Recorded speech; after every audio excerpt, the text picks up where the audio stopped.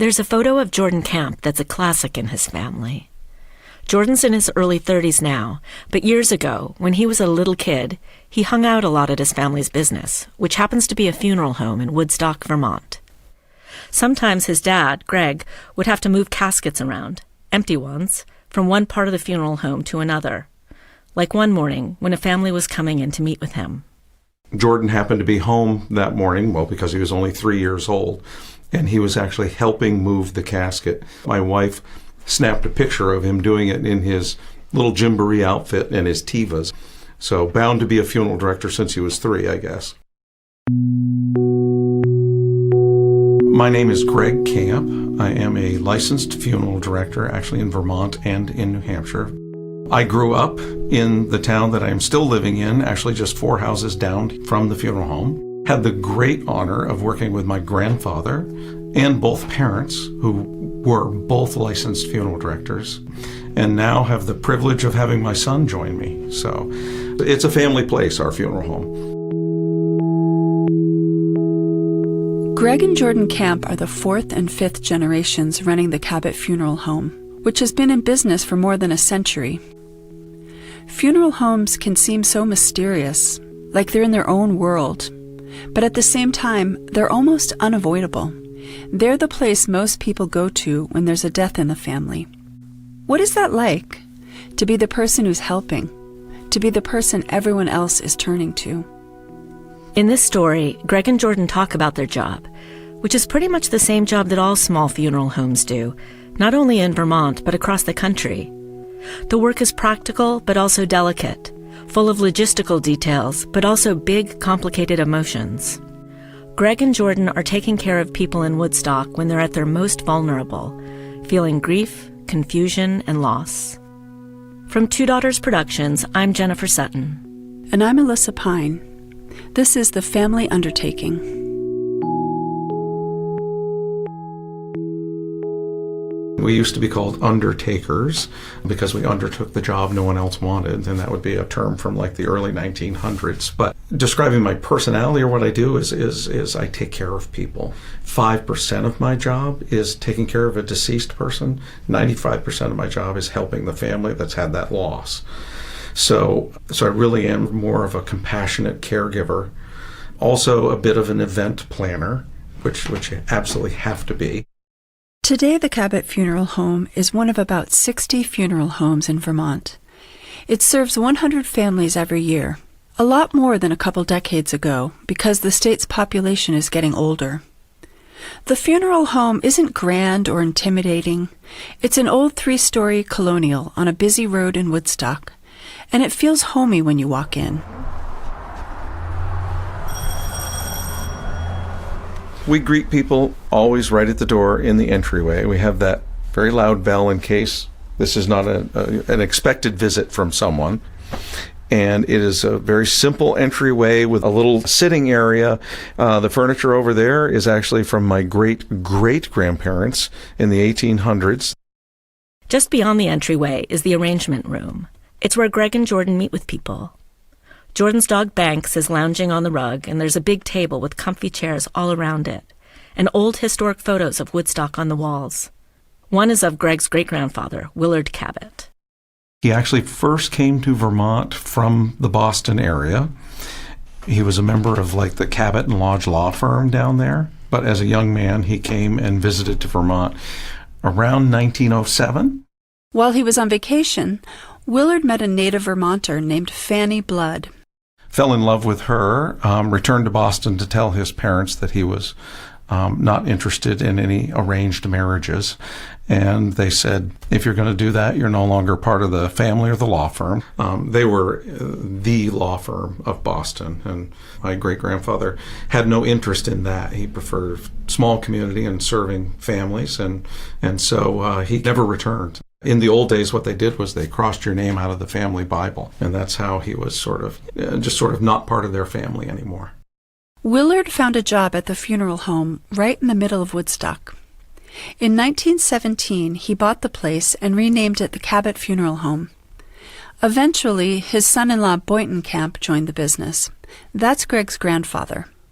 Boynton moved the funeral home to its current location at the edge of the village in 1953 and moved into the apartment upstairs.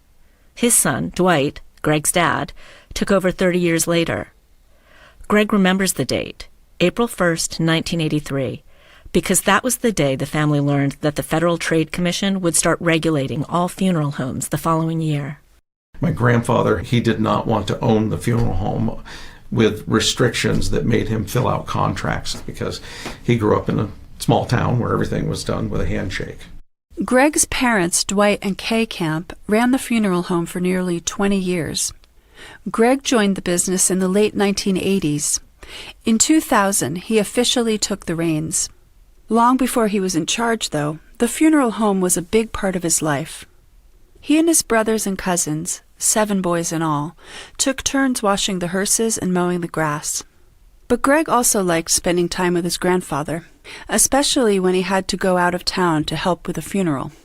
The early memories would be, long rides, my grandfather often smoking his pipe and telling me stories about his childhood or about the families that he had served. So that sort of spurred my early interest in becoming more and more involved in this business, even though I sidetracked for a number of years. Greg was a teenager. He wanted to do his own thing. When he was in high school, he started going to Grateful Dead shows and did a lot of creative writing. He was imagining a very different life for himself by the time he got to the University of Vermont. Yeah, I wanted to be a writer. That was my thought when I was a freshman at UVM. I thought, I am away from home. I am never to turn back. Not that I hated home, but I just thought there was a bigger place out there. During college, Greg helped his parents with the funeral home's bookkeeping. He'd cart shoeboxes of receipts back to his dorm room and record them in big ledgers. But he was studying English and sociology and political science, and one of his professors told him he should run for public office someday. I still remember he said, you've got great care for people, but you understand political science really well. So he said, I think you would just be great, someday as a public administrator or maybe even a leader in politics. Greg decided he wasn't going to be a writer after all, and he didn't go into politics either. He worked in restaurants during college, and when he graduated, his boss offered him a job as a manager. It was a lot of hours, but good pay. Meanwhile, Greg's parents started thinking about retiring from the funeral home, at least the day-to-day work. They sat their sons down and asked, "Do any of you want to take over?" At first, they all said no, but Greg changed his mind. He was engaged at that point, and he and his fiancée were thinking about having kids. He asked his brothers what they thought. They said, "All yours." So I weighed the options of raising a family in a small town as opposed to a guy working 80 hours in the restaurant who would never see my children. And asked my wife, and we said, well, we'll go back to Woodstock and we'll try it for 3 months. That was all it took. After shadowing his parents for those 3 months, Greg enrolled in the New England Institute of Mortuary Science in Boston. He got certified to be both a funeral director and an embalmer. The funeral director is like the front-of-the-house person in a restaurant, the host or the manager. The embalmer is back of the house, the person who handles the bodies of people who've died. So in school, Greg studied microbiology, human anatomy, chemistry. He worked on cadavers in a lab the same way that medical students do. So you take those scientific courses, and then on the other side, you take religion courses. You take business courses, philosophy. So there's those 2 parts to the profession and to the education. Greg was busy, going to school, working with his parents when he could, then an apprenticeship outside of Burlington at one of the largest funeral homes in the state. Plus, he and his fiancée got married and had a baby. I, for 10 months, worked 7 days a week, either going to school, rocking a baby to sleep, or working at one funeral home or the other. God bless my bride. She took care of a baby and did flashcards with me. Eventually, he settled into his job at the family funeral home. He and his wife moved into the apartment upstairs with their new baby, the same apartment his grandparents had once lived in. And he started to really get it, to understand the role that a funeral home plays in a community. At first it was all about living back in a small town, especially my hometown. My kids could walk to school. There was such safety. It was like this little cocoon. And learning more about what my parents really did, watching my mom work with community, I sort of just blossomed into like, wow, they really do a lot of quiet, below the radar sort of outreach for families. We'll hear more about that soon, but we want to bring in another voice here. Fast forward 30 years. Greg's son Jordan, the 3-year-old we heard about earlier, helping push a casket around in his baby Tivas, he didn't get on the funeral home path right away either. He graduated from Vermont Tech, then left the state.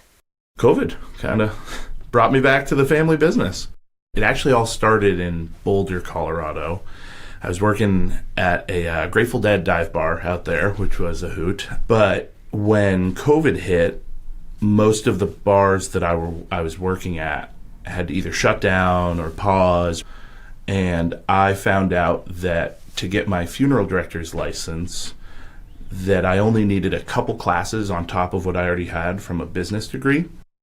So Jordan headed back east and enrolled at CCV, the Community College of Vermont. In 2019, CCV launched a new funeral director program to make it easier and more affordable for young people to get trained without having to leave the state. As soon as Jordan started his classes, he knew he was in the right place. It was the electives that really got me, like the psychology class, the death and dying class. They were just really interesting topics to me, and I had a lot of passion towards them that probably came from me maybe even just knowing deep down that I wanted to be in this field. Jordan knew the routine. He grew up with it. He and Greg are both what's known in the business as FDKs, funeral director kids. FDKs learn fast that their parent is a first responder, kind of like an EMT. The work begins with a phone call. Basically, phone call comes in 24/7. With the exception of the largest hospital around, we go immediately to pick someone up. Small hospitals don't usually have what they call a morgue or a holding room. Facilities have sort of only so long they'll have someone stay that's deceased. But in someone's home, there's no actual law as long as it's not a health nuisance. The person can stay at home for a little while. Most of the time, Greg and Jordan use their all-wheel drive hearse to transport bodies, which is different from the fancy black vehicles we often associate with hearses. In the back, there's a narrow cot for carrying the body, and a colorful quilt that Greg's wife made to cover them up. It's like a cozy little space back there. So some people might think a hearse morbid, but I find it light and cozy. Even though the hearse can get to most places, Greg keeps a 4-wheel drive Chevy Suburban as backup. Oh, we've been crazy places. Second floor of a barn where there's nothing but a ladder. Not easy. Not easy. If we do get someone who says, even your all-wheel drive hearse isn't making it to our house to pick up mom or whoever it is, we can use the Suburban. I've actually had to go pretty much in the woods with that thing before. Greg and Jordan bring the deceased person back to the funeral home and then meet with the family. These conversations, arrangement conferences, can take as little as 30 minutes or as much as 3 or 4 hours. It depends on whether the death was expected and whether the family did any advanced planning about how things would go. There are a great number of people where sort of death and what happens after death is still a mystery. And they may have misconceptions, or they may have different ideas of well, what is a burial, what is cremation, what do people do. There's all these questions that they may have, or that they have preconceived notions about. So I get surprised quite a bit about that from one family to another. Greg's job starts with answering those questions, and some of his answers have shifted over time. Today, 80% of people choose cremation. When Greg started his career more than 30 years ago, it was only 10%. Back then, most people chose embalming and a full casket burial. Embalming, the practice of preserving the dead, began thousands of years ago. When a person dies, their body starts to decompose right away. Modern embalming means exchanging natural fluids in the body for chemical solutions that contain preservatives like formaldehyde. Embalmers now can use chemicals that are less harmful to the environment, But in Vermont today, only about 15% of families choose any kind of embalming. Greg's parents were funeral directors, not embalmers. His grandfather was both, so he was the one who guided Greg the most. You know, when you step in the room with somebody who's one of your idols in life, and he was so soft-spoken and so easygoing, and he said, you know, so this is what we're going to do, and it was almost like I just became, you know, his left hand. And it's not this gruesome process. It's actually, you know, quite gentle, to be honest with you. It's fair to say that most of us don't have Greg's perspective. The barrier that you might talk about is, yes, the embalming, but it's working with dead bodies. It seemed to be much more of a fear people have, and I think it's more of a fear of the unknown. You're either used to it or you're not. Lots of us aren't used to it. Until recently, we didn't talk all that much about death and dying as a society. And most of us don't live in multi-generational homes where we see older relatives dying. So it's basically Greg and Jordan's job to walk people through the experience, both emotionally and logistically. What people don't see, you know, is behind the scenes, all the paperwork that has to happen with each and every one of those families. There are decisions to make about cremation, caskets, urns, church service versus celebration of life. If a person dies in winter and their family wants to bury them, what are their options? There are state laws and town ordinances and cemetery rules to consider, obituaries to write. And often, when people are making these decisions, they're feeling a lot of stress. This is where the compassion and caregiving that Greg talked about earlier comes in. Deb Gilson experienced it. She grew up in Woodstock. She's an 8th-generation Vermonter. She's known of the Camp family her whole life. When her dad's wife died, and her dad, who was in his 80s, was having a hard time, she came to know Greg in a new way. He's got this very unique way in which he interacts with people, so he does the right thing by them. And he's super genuine about it. And he was so good with my dad. Deb was a teenager in Woodstock when Greg's parents, Dwight and Kay, took over the funeral home in the early 1980s. Back then, funeral homes felt even more closed off and mysterious than they do today. It was Kay, Greg's mom, who started making the place a little less impenetrable. When my parents purchased the funeral home, all of the windows were covered with black shades and black drapes, because that was sort of the style of keeping things dark, quiet, and private. It wasn't to like hide secrets or anything like that, but it was the privacy and the mood of coming to a funeral home. The doom and gloom was how I would look at it.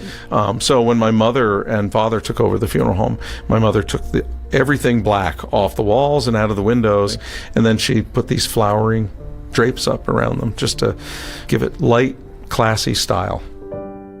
Kay sewed those flowered curtains herself. She started a children's program to talk about death with kids and visited schools. She was also one of the first women in Vermont to get her license as a funeral director. She was a groundbreaker, but the changes she brought to the business were sometimes a little hard for her father-in-law. For a while, you could see the discomfort of my grandfather. Not anger, but like, oh, that's not the way it's done.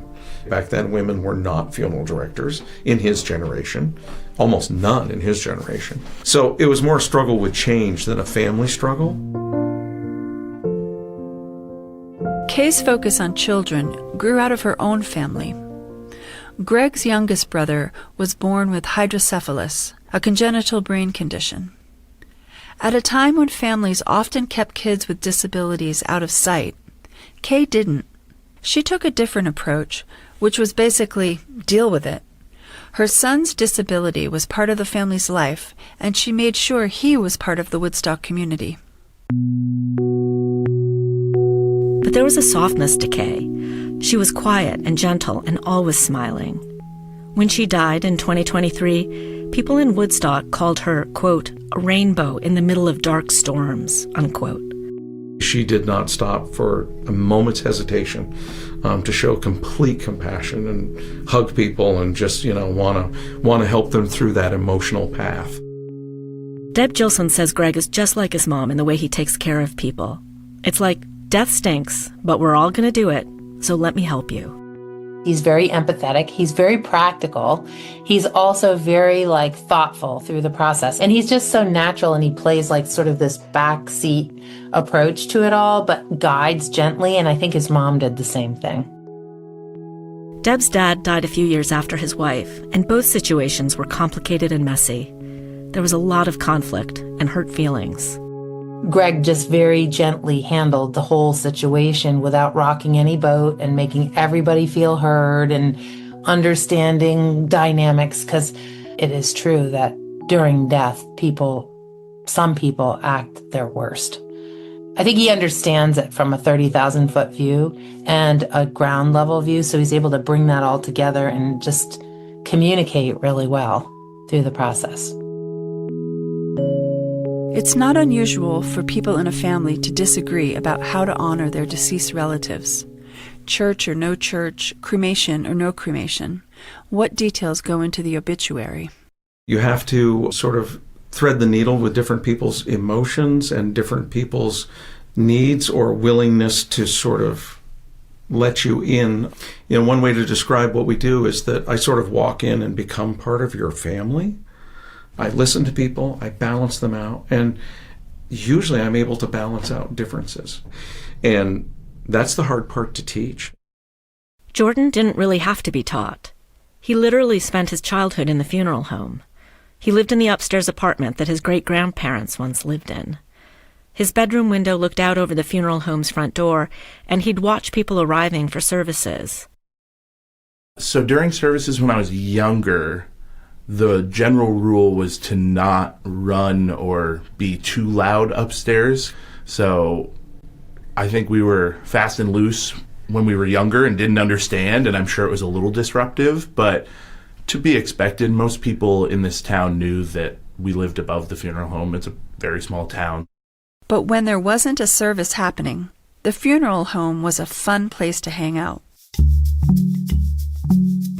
Without caskets or rows of chairs, it was just a big open space. Basically, a majority of my childhood was spent playing mostly floor hockey, but just games in general down here. And my sisters as well, they used to hook up the PA system and do karaoke down here, her and her friends. All of my birthday parties were in the funeral home down here. We had a magician here one year, which must have been wild for the magician. But not wild for Greg and Jordan. Greg likes to say that he brings deceased people home, to the Cabot Funeral Home, to his home. And like in any home, stuff accumulates. In the funeral home's back rooms, there are things Greg and Jordan use for services, like rocking chairs for people to sit in and easels for displaying photos.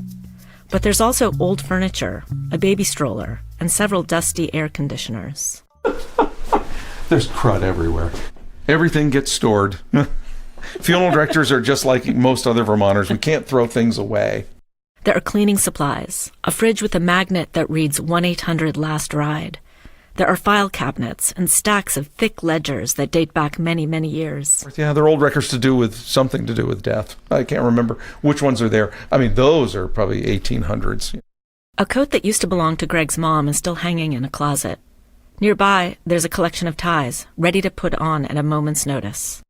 I have a tie on within 10 minutes after the phone rings in the middle of the night if someone dies, because we just don't go anywhere unless we go in the hearse with a shirt and tie on. So not formal, but respectful. Greg can move quickly because, remember, he lives in the apartment above the funeral home. When someone dies during the night, Greg only has to walk down the stairs to get the hearse ready and go. And when Greg's kids were little, he could almost be in two places at once. If, bedtime was going crazy or something was needed or my wife wasn't feeling well, I could actually run upstairs and help for a few minutes and then back downstairs. So by living upstairs, I didn't lose any of the parenting stuff. But sometimes work gets in the way of family time. In the funeral home business, there's no escaping it. When you're at a small family firm, you pretty much are on call 365, 24/7. There's no break from it. So there've been a lot of birthday parties and a few Christmases and so forth when someone needs us. And it was my wife who would sit down with the kids and say, Dad's always here for you, but there's somebody else in town that just needs him a little more today. Jordan was one of those kids, and now it's his life too. You can't predict when people are going to die, so you just have to be ready at all times, and every single day is 100% different and can be changed by one phone call. So having a set schedule is virtually impossible, and I love that. Greg and Jordan sometimes hire part-time help, but they want to be the ones people count on. Do I like being there for every single family? It bothers me if I'm not. And each of those families is different. Some just need help getting their deceased relative from point A to point B. Others need someone to talk to, someone to help with all the emotions that come with a loss. Everybody goes through grief differently. For some people, there's the wailing and the crying before or right at the time of death, and they start grief at that point and move on. And for others, it's latent, and they sort of go into autopilot, and they don't deal with it for a while. When a family has young kids, that's a whole other layer. The most challenging is definitely trying to make children feel comfortable here. Thankfully, I have a dog, and he does wonders with children when they come here. But it is hard because a lot of the time they don't truly understand what's going on. And I have found that just being communicative and not over-explaining, but just making sure that every step of the process is understood. Knowledge is pretty powerful, because even if a child doesn't know why I'm doing something, at least I've told them that I'm doing it. Jordan's got a 2-year-old daughter now, so he's getting used to working with kids. A flip side of that happened when he started working at the funeral home. The people of Woodstock, who knew Jordan as a kid and a teenager, had to get used to working with him. Yeah, I even run into people who knew my great-grandfather still, which is awesome, which I think is crazy for them to be dealing with me in my 30s, and they probably feel extremely old when they're like, I knew your great-grandfather. But yeah, and he was sitting right in the same chair that I sit in. Dawn LeBaron grew up in the Woodstock area. Like Deb Gilson, who we heard from earlier, Dawn has always known the Camp family. Her parents used to see Greg's parents at social events in town, and she always felt like Kay and Dwight Camp were there for people. Their role in the community, you could trust them. I spent most of my life avoiding the fact that my parents would ever die. I just thought, I'll just put it over here. And I was petrified about it for a long time. I think one of the things about death and dying is uncertainty, and they brought a certainty to it. They were steady. They're just steady. Dawn's mom died a few years ago. Before she died, she had dementia, and she forgot a lot of people's names, but not everyone's.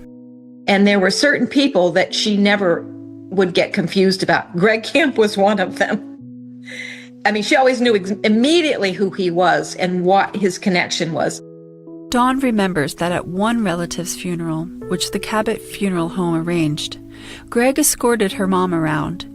He rode in the church elevator with her from one floor to another, and when the elevator door opened, it was like they were having a little party. Well, he went down with her, and they were dancing in the elevator thing. Well, oh my God. That's why when she was, sliding, I would always say, don't worry, Greg's going to come and get you and take you for a dance. She was good with that. When Dawn's mom did die, Greg was there. They make you feel taken care of. When you lose somebody, sometimes that's the missing. You're so focused on the person who's leaving you, and that to have somebody step forward and step up and do that in a warm way is so meaningful. Greg likes that role, being known in his town, being counted on. He's the town moderator in Woodstock, and he served on the school board for years. Sometimes, though, the line gets blurry. You're sort of always on. You're stopped at the post office, the grocery store. You're never not the local funeral director when you're in a small town. So it's hard to define that line between work and community member. My wife will say, I don't want to go to the grocery store with you because even though it's 5 minutes down the road, I'm gone for a half an hour. easily. Always stopped and asked, I saw so-and-so passed away. How's the family doing? I'm sort of the go-between, the information hub of people's coming and going in the community of the town. We get asked lots of questions about funerals and things. We always like to give information about services, but family information we never give out. People ask you questions about manner of death, families and stuff, and you just don't, you answer them politely with no information. Jordan also understands people are curious, especially when he meets someone new and they inevitably ask, "What do you do?" I own it loud and proud. I say I'm a funeral director, and it is really fun to see people's reactions because a lot of people do not understand what we do for a living. So at like dinner parties and stuff, people will really want to dig deep. And I love being an open book, and I love talking about the job I do. And I also think that it's a way to make people more comfortable with a bit of a unknown industry. With all of Greg and Jordan's focus on families in their small town, it's easy to forget they're part of a huge industry. There are more than 15,000 funeral homes in the U.S.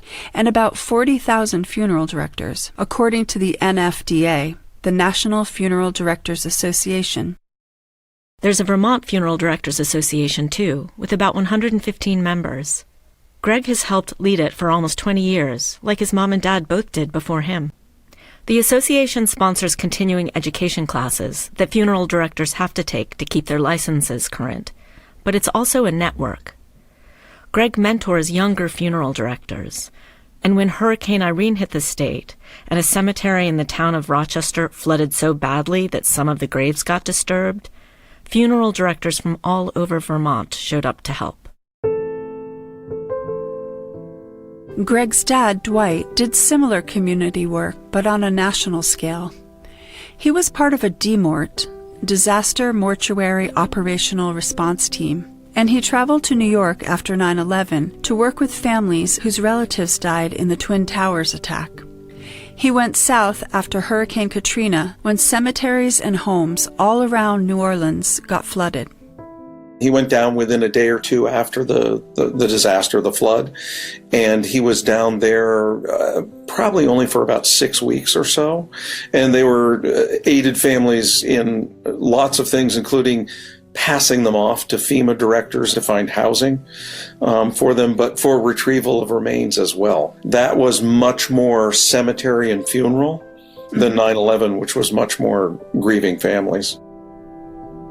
It feels like such a contradiction. You've got grieving families on one hand and all the rules that govern funeral homes on the other. State regulations dictate how funeral homes get licensed and how they handle dead bodies.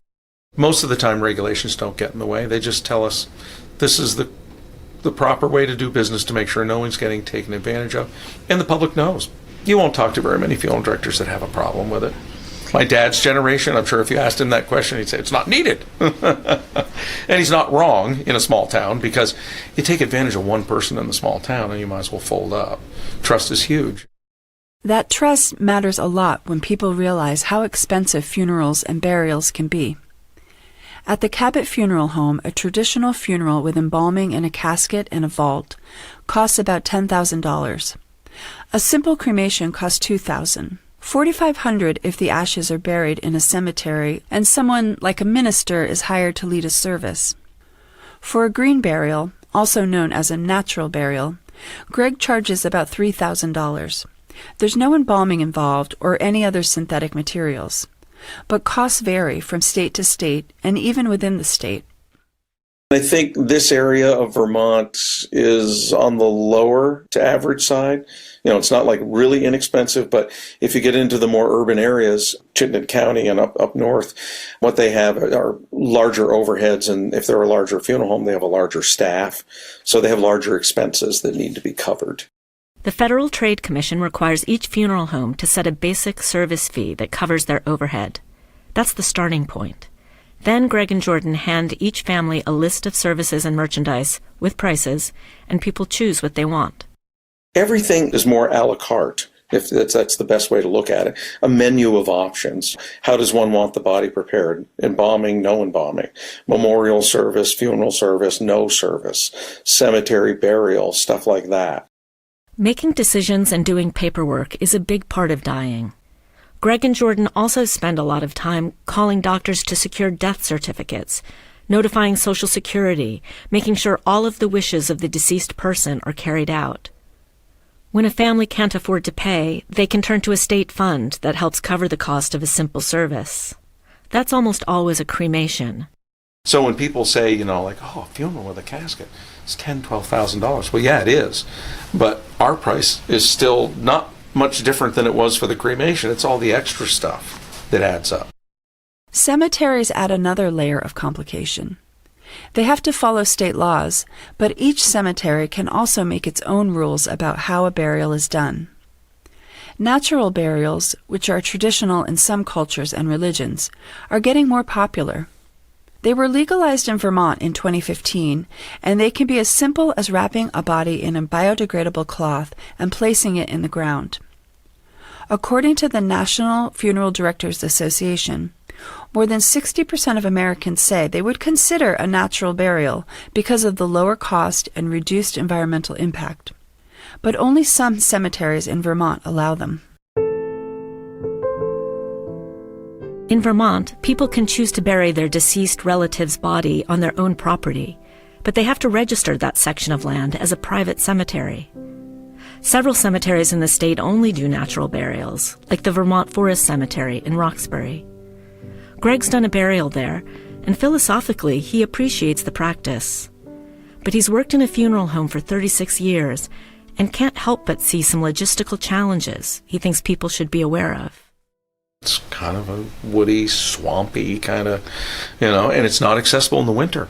So if you don't want to be embalmed, as a green burial would not want to be, what am I doing with you for 3 months? I'm not keeping you here because that's not sanitary. I've got to preserve you somehow.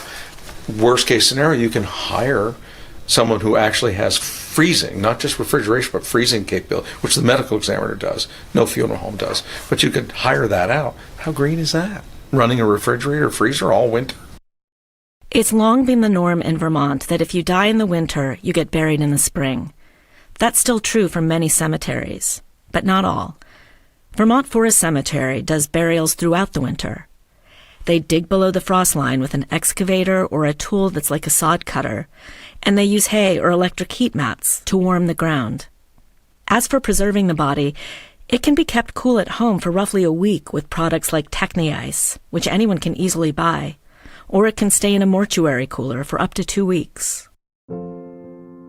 Setting aside forest cemeteries, there are other shifts in the funeral industry that Greg is 100% behind. Like the fact that way more women are entering the profession today than a couple decades ago. His mom, remember, was one of the first female funeral directors in the state of Vermont. And he also loves that people are more flexible and creative when it comes to honoring the dead. Growing up in this and working with my grandfather, it was all about the church service and the burial and having cookies afterwards. That was how it was done. And now there's celebrations of life, and people just come in and visit and share memories, and they'll have a video going of the person and so forth. Just where the celebratory things go can surprise me from time to time, but most of them end up being really, really interesting and really good. We can't talk about the funeral home industry without saying something about the NFDA's annual convention. Greg goes just about every year, including last fall when it was in Chicago. 5,200 funeral home professionals went to the convention from 38 countries. It's nice to sit across the table and, gripe, complain, laugh, whatever it might be. So it's nice to have that once a year, something to look forward to. Just being with each other and knowing that we're all working 80 hours a week when we're home. That's our therapy time. The welcome party at the convention featured signature cocktails, the obit fashioned, and the casket spray spritz. There were dozens of continuing education classes. Most of them sound somber, like environmental considerations in funeral service and succession planning for funeral homes. But there was also Stop Selling Sadness, Modern Funeral Marketing, and Natural Organic Reduction, Human Composting 101. There was also a big expo where attendees could basically go shopping. There were hearse dealers, urn dealers, companies selling all kinds of new software and devices. The airlines are there, showing their face saying, don't forget for shipping human remains and so forth. And you just mill around and you see what they have to say and what they have to offer. So I come home with knowledge every single time. Not knowledge that I'm going to tear the building down and start over, but little tidbits. Of course, AI tools were all over the expo floor too. One of the educational workshops was titled AI and the Future of Funeral Service. Greg is not a fan. He went to a seminar about a funeral home in Japan that uses AI almost like a therapist to work with families. For that first appointment, they actually just do it by video with AI. And I found that actually to be appalling. I found that terrifying. And then the person explained a lot more that the AI is just filled with massive amounts of knowledge and has no bias. This is after a death occurs, talking to the person about what they're feeling and so forth. But I still think there's built-in bias because all the AI has is information. I still can't believe that they developed compassion and caring. Maybe AI can help write obituaries, Greg says. Otherwise, he thinks it's a bad idea. It's giving up another piece of that community and knowing each other, and being intimate with the family. When I'm doing a service where I'm just helping run things and there's 200 people there, I'm really a funeral director. But when I'm doing something small, an arrangement conference or a goodbye viewing in the chapel with just a few people, you're part of that family. You step in their shoes with them, and for better or for worse, you feel it. I'm just trying to keep that community flavor alive where you can actually shake a hand. And you still have to do paperwork because of the FTC and the laws and the rules, but the more important thing with families and us would be the hug or the handshake. It's like, we're going to take care of this for you. So, when Greg remembers that college professor who suggested he go into politics or public service to help people, he thinks, I'm doing that. I think funeral directing is sort of that little overlooked profession where I am helping. I'm sort of one of those legs on the stool, keeping the community going because they're dealing with loss and all the emotions that go around it and all the celebration that should happen with it too. So I do feel like I sort of came full circle. That doesn't mean it's easy. Running a funeral home isn't a get-rich-quick kind of job. Greg's income is considered modest for Vermont, and there are so many financial pressures on small funeral homes. Costs are rising for equipment, insurance, taxes. The mortgage is huge, and then the property tax is huge. So we're right at a phase like the rest of Vermonters, looking at just a crunch coming with how does the next generation run a funeral home in this state. It's always been sort of a high cost thing for my family to be here, but as Jordan and possibly another generation or another owner comes in, I don't know how it's done, to be honest with you. It is the state that I will hopefully be in the rest of my life, and 4 generations buried here, don't intend on leaving. Don't think Jordan does either, but it's not easy. It's a tough state to run a business. Like other small independent businesses in Vermont, hardware stores, pharmacies, funeral homes can get bought out by bigger companies. In the past few years, a company in Georgia with 70 funeral homes across the country bought 4 funeral homes in southern Vermont. Greg worries that's a trend for family funeral homes in the state. I'm thinking maybe half of them are still family-owned, or more than half are still family-owned now. But will they be in 5 years? I'm talking 5 years. I mean, there are corporations that have approached us just saying, look, we're buying in the area. It's like, we'd love to buy your place too, because they operate on a different scale. They operate with capital investment and buying on scale. They buy 20 or maybe 120 hearses around the nation all at once and get a better price on things. Sometimes locally owned funeral homes buy each other.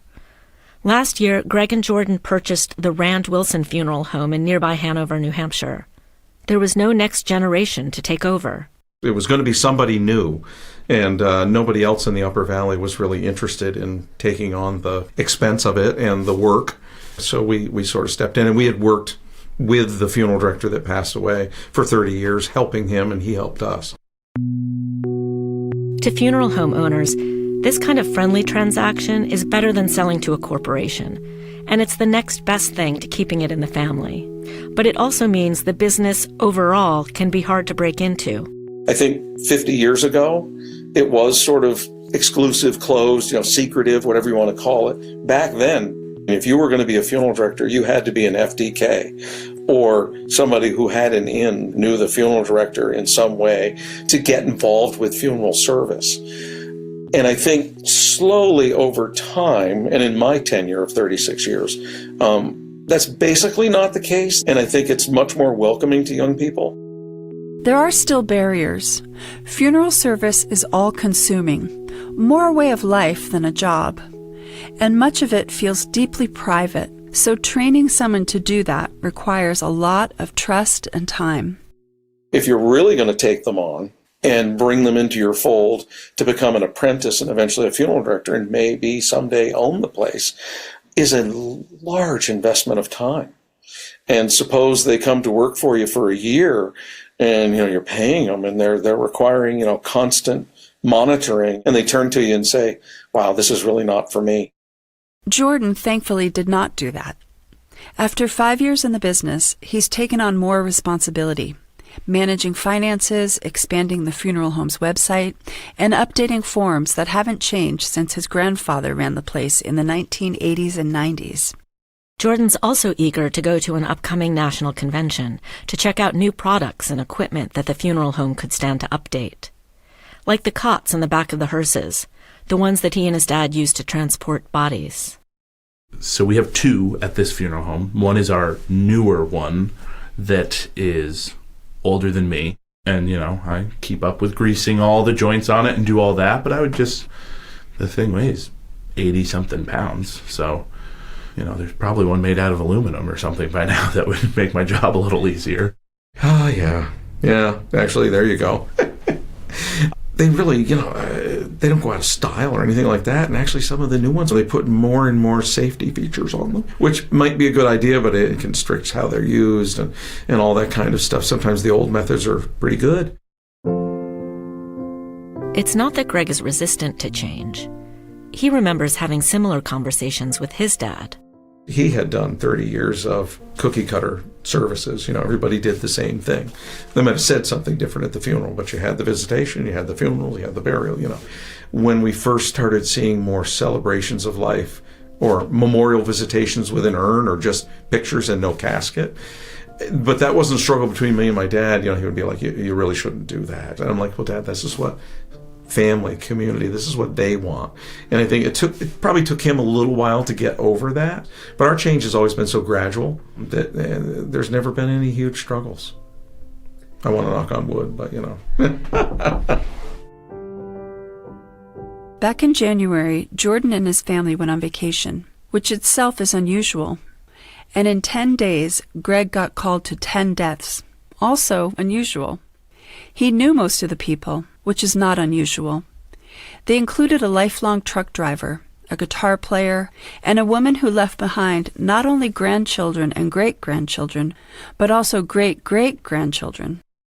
It's hard to put a number on it, but maybe 75-80% of the families I serve, I know. So it's pretty rare in a small town funeral home like this one to serve a family that you have absolutely no connection with. It can be a lot to deal with emotionally. When Greg was starting out in the business, his grandfather gave him some cautionary advice. My grandfather said, "You will be wonderful at this job, Greg," which was nice of him to say, "until you start burying your friends." And he goes, then it's going to be a challenge. Someone who understands this challenge well is Greg's father, Dwight, who's in his 80s now. The tough part is that was my next door neighbor, or that's my cousin, or whatever it is. That's the tough part. And the younger they are, the harder it is. I can find myself sitting in the back of a ceremony, be it at a church or a different place, having tears and having emotions, but still being able to sort of bring myself to that stoic place, or that place where I find my center of energy and can walk up in front of that crowd and dismiss them or explain burials or receptions. And it's a capability that you really have a hard time explaining where it comes from. And if I don't keep my core sort of solid emotionally, then I'd probably be in trouble. It's also physical. Sometimes Greg is simply exhausted. There are times when I sort of wonder where my strength comes from. My wife will ask me that. How do you keep going? Most of the funeral directors I actually know have an incredible amount of energy. So I guess kind of like EMT workers, it seems to be sort of this everlasting thing that we can draw upon. But I do get tired. I will admit that. When Greg hits a wall, he likes to take walks, spend time with his family, and listen to music. John Prine, Chris Stapleton, The Grateful Dead. When Jordan needs a break, he heads outside and hops on a backhoe. He's the gravedigger for 3 towns around Woodstock. Or he volunteers for road trip duty if a body needs to be transported to another town or state. He likes being alone with his thoughts, but he's not a sentimental person. I certainly get affected by people's emotions, but as far as displaying them myself, no. Who knows, maybe I'm bottling them up and then in 10 years I'll just cry for a year straight or something. You know, I try to be sympathetic and be very caring with people, but yeah, for the most part, I think there's that line of staying professional that is the goal for me. Of you want to be comforting, but also very professional, because it's a job. So I'm going to try and set these things up and see if the family agrees with the way... We visited the Cabot Funeral Home several times, and on our last visit, Greg was moving tables and chairs around and arranging flowers and photos. He was getting ready for a visitation, when people come the day before a funeral and literally visit the person who died. I'm thinking they should either go here or along here, or maybe both. Maybe I'll put... Greg's expecting a lot of people for the visitation today, 200 or 300. He's almost done setting up. So we've got pictures, we've got cards, the video's already loaded up on there. And so as things come, we sort of just move furniture and try to make I think about the flow of, call it traffic, but of people. Even after so many years of planning services, Greg still gets a little nervous welcoming a family into his funeral home. Hopefully just on the inside. I'm nervous about the details and making sure I do things right for the family and it's pleasing. I'm a pleaser. Despite the nerves, Greg is looking sharp in a charcoal suit, setting out boxes of Kleenex, bowls of candy, and a guest book. Right near the door is a chair for his dad, Dwight. You know, he walks with a walker, but he'll sit and ask people to sign the book, and people that know him for a long time will pull a chair up beside him and share memories and so forth. So if you've really assimilated yourself into the community as a funeral director and as a caregiver, it's just, you just can't give it up. This is certainly the case for Dwight.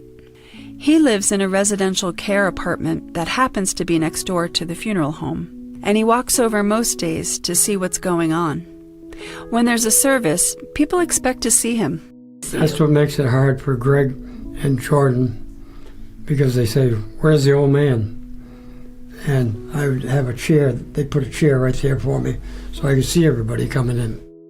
Yep, he can't get away from it. He still works services with us, which is awesome.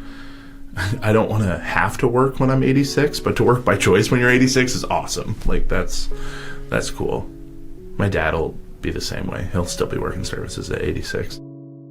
I think most funeral directors, they know how to get to the point where it's time to pass the baton business-wise. And I think I've already started that with, well, I have already started that with Jordan. But retirement as in not being here for families and for services, I don't really see it happening. When you ask Greg a simple question, "Do you like your job?" he doesn't have a simple yes or no answer.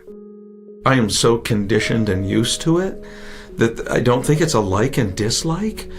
I don't. And I don't want you to feel pity or sadness. I don't know any other life. Being a funeral director is who I am. But do I like it? Yes, because it's rewarding. Let me put it that way. It just goes to wanting to help people. And that's really it. I mean, if you enjoyed working with deceased people or watching families be upset, I think you should be committed. I mean, it's just it shouldn't be why anyone is in this business. It is ultimately just absolutely rewarding. You get to the end of the day or the end of helping a family or the end of the week and whatever it might be, and you feel good about yourself. You just feel good about what you're doing. Not long ago, Greg ran into a woman who remembered him from her grandmother's funeral. She was a kid at the time, and she remembered him being nice to her and talking to her about death. She used to like to blow bubbles, and all kids do. I said, it's a lot like blowing a bubble. That's your grandmother's life, and it goes out, and some of it floats away, and it goes other places where other people experience who she was, and then some of it, and it pops on your clothing, it goes into your heart. That's how Greg thinks about his life, too, and his mom's. She's the one who taught him how to talk to kids, to everyone, about death. So it's a through line, what he carries forward from the people who came before him. So it's really, for me, spiritually, what you leave behind. There's a piece of my mother in me and in my son that gets passed on to other people. So there's that chain. It's not DNA, it's very spiritual. When Greg thinks about his own death, he sees a memorial service full of laughter and music. As for an obituary, he remembers what the local newspaper said about his great-grandfather Willard, who started the Cabot Funeral Home in 1917. Willard's obituary said, "He took the edge off death." Greg would like to be remembered the same way. Maybe not those exact words, but that I was here for people when they needed me. I want it to be about what I did, what I left behind, the impression I left on people. Sorry, gets me a little emotional.